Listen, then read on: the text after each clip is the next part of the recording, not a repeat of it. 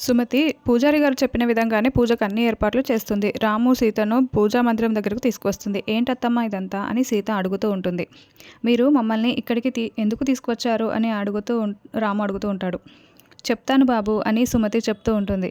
ఇప్పుడు మీరు మాకు ఏం చెప్పాలనుకుంటున్నారత్తమ్మా అని సీత అడుగుతూ ఉంటే, నిన్న మనం గుడికి వెళ్ళినప్పుడు పంతులు గారు మొన్నటిలా ఒక పూజ చెప్పారు. మీరు కలకాలం అన్యోన్యంగా కలిసి ఉండాలంటే వచ్చే పౌర్ణమి వరకు సీత క్రమం తప్పకుండా ఈ దీపం పెట్టాలని చెప్పారు. పౌర్ణమి రోజు మీరిద్దరూ ఉపవాసం ఉండి గుడిలో నిద్ర చేయాలని పంతులు గారు చెప్పారు అని సుమతి సీతకు చెప్తూ ఉంటుంది. మొన్న నేను మామ ఇద్దరం కలిసి అఖండ దీపం వెలిగించాం కదత్తమ్మ, అది తెల్లవారే వరకు వెలిగింది కదా, మళ్ళీ ఇప్పుడెందుకు ఈ దీపం వెలిగించడం ఎందుకు అని సీత సుమతిని అడుగుతూ ఉంటుంది.